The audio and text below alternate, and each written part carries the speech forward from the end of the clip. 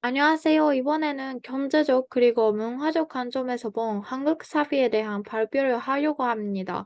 저는 나리따미라고 하고 자세한 자기소개는 메인 비디오에서 합니다. 그럼 내용에 들어가겠습니다. 오늘은 주로 한국 경제와 페미니즘을 두 가지 관점에서 프레젠테이션을 하려고 합니다. 먼저 제가 취하고 있는 K5 스쿨 수업 소개를 하고 그 내용을 현재 한국 경제와 연결해서 이야기를 진행하겠습니다. 그 후 제가 특히 관심을 가지고 있는 페미니즘과 한국 경제를 연결해서 관점을 넓혀 나가고 싶습니다. 제가 이번에 듣고 있는 수업은 Modern Korean Economic Development입니다. 사실은 저는 지금까지 경제에 강한 수업을 많이 들어본 적이 없고, 경제학의 자세에는 그렇게까지 큰 관심 갖지 못했어요. 하지만 한국 사회에 관해서는 간단히 관심 많고, 지금까지 들어왔던 한국 연구에 강한 수업이 문화나 전체에 치우쳐 있었던 곳이람, 이 수업을 계획서에 경제학의 복잡한 이론 사용하지 않는다고 써 있어서 저도 도전하기 쉽고 경제적 공부에 시작으로 좋다고 생각해서 이 수업을 듣기로 결정했습니다. 김세환 교수님과 박상준 교수가 진행하는 수업은 경제학을 모르는 저도 알기 쉽고 한국 전체사회 특징을 억제하면서 진행하기 때문에 한국 사회 전체의 이해를 이어주고 있다고 생각합니다. 지금부터는 수업 시간에 학습한 것을 바탕으로 한국 경제의 특징에 대해 알아보도록 하겠습니다. 한국은 기적이라고 부를 수 있는 존재 없는 경제 선진이라고 엄청 유명합니다. 유명한 경제입니다. 네 가지 있고요. 기본에서 기본 요인에서 네 가지 있고요. 교육을 잘 받는 인구나 강력한 리더십부 여러 가지 있습니다. 저는 강력한 리더십부한테 좀 말하고 싶은 거 있어요. 그 강력한 정부에 관해서는 이 시대의 경제 성장을 경험한 다른 아시아 국가에서도 볼 수 있는 공통점이라고 생각할 수 있습니다. 정부가 독재자 혹은 검사력을 행사함으로써 정부의 명령이 쉽게 통과되고 효율, 효율적으로 경제 정책을 추진하기 쉽다고 생각할 수 있습니다. 실제로 1960년대 한국에서 힘을 가지고 있었던 박정희 대통령도 군사적 단합을 쓰고 있습니다.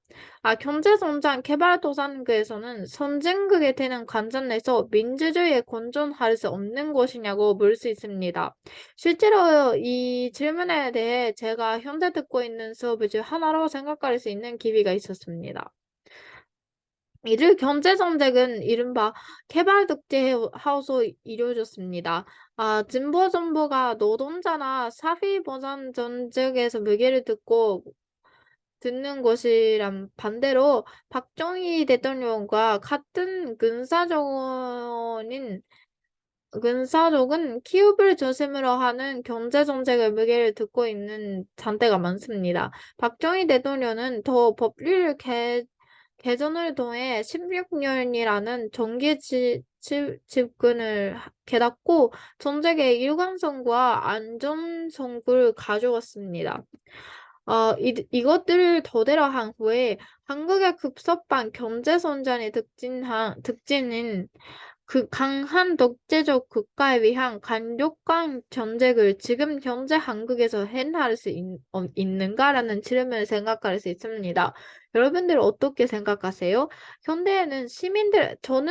제 생각은 현대는 시민들 자신이 민주주의 중요성을 배우고 있다는 점이란 인권의 중요성이 세계적으로 강조되고 있다는 점, 그리고 독재자가 국제적으로 그 나라의 평가를 낮추는 것을 고려할 때 이천재 개발 독재는 현대에서는 할 수 없다고 생각할 수 있습니다.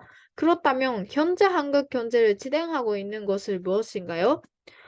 아직 K파 수업에서는 현대 한국 경제에 관해 배우지 못했지만 저는 문화 수준이 하나의 기호적인 요소로 생각할 수 있습니다. 한국은 음악의 영화, 텔레비전, 그리고 최근에는 미연 제품이나 식품까지 여러 가지 문화 수준이 증가하는 인기로부터 이익을 받았습니다. 문화 수준의 경제적인 공헌은 실제로 수지적으로도 나타나고 있습니다. 2021년에 최고액인 124억 원의 수주량을 기록했고, 또 다른 한국 수출품으로 주류였던 IT 제품이나 전기 제품과 비교해도 크게 차이가 나타났습니다. 그렇다면 왜 한국의 문화 콘텐츠나 콘텐츠 사업을 국제적으로 받아들여지고 높은 평가를 받게 되었을까요? 저는 여기에 네 가지 요인이 있다고 생각합니다. 우선 생각할 수 있는지는 재벌 기업의 제품 국제적 평가 상승입니다.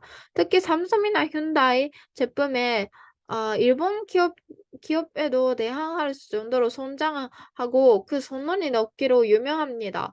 전자제품이나 전자제품이나 테크놀로지로 인기를 높이는 것은 국가의 가치, 즉 한국의 가치를 크게 올렸습니다. 그 결과 한국의 문화에 대한 신뢰나 흥미도 확산되었다고 생각합니다.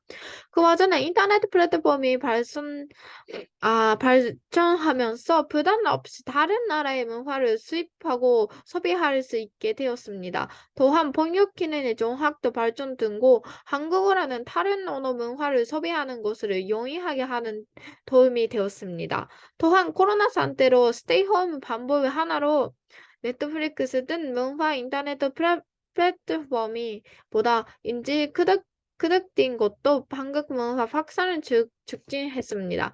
마지막으로 한국 문화가 실제로 국제적인 명예로운 상을 받기 시작한 것도 한국 문화에 대한 관심과 심리 향상에 도움이 된다고 생각합니다. 예를 들어 아이돌 그룹 방탄소년단의 그래미 수상이나 영판 키센츠 파라사이트 아카데미상가 있습니다. 지금부터는 저희 관심이 페미니즘과 경제를 관련지어 말씀드리겠습니다. 그 한국의 고도 경제 성장을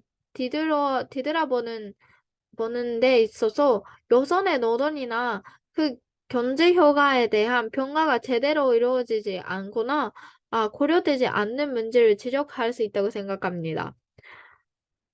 실제로 한국 경제를 연구할 때 여성이 주제로 연구되는 경우가 적습니다. 그리고 제가 현재 듣고 있는 한국 연구의 수업에서 여성과 경제에 대한 주제를 다뤘습니다. 그때 여성이 양점점 경연을 통해 경제 활동에 대한 참여가 크게 시작되었다는 것을 배웠습니다. 그 양장점의 소비자는 여성들이 많고, 그중에서도 여성을 중심으로 한 경제 기회가 형성되어 지역 경제에도 영향을 미쳤을 것으로 생각됩니다. 하지만 이 시대 여성들이 운용하는 양장점은 방금 말씀드린처럼 여성들만 경제 활동에 참여하며 피지배적이라는 비판도 받았지만 그럼에도 저는 불구하고 저는 유용한다고 생각합니다. 왜냐하면 자본주의에 치열한 경쟁에 뛰어들 수 없었던 여자들이 무언가를 하고 있었다는 증거를 이어지기 때문입니다. 더 중요한 것은 객체로서의 여성에서 주제로서의 여성으로 변화했다는 점입니다.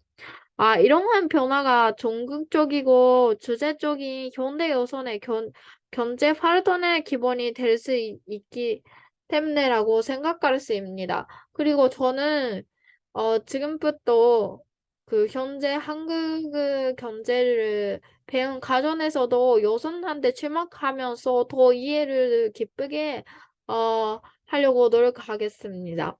지금까지 제 발표입니다. 잘 들어줘서 감사합니다.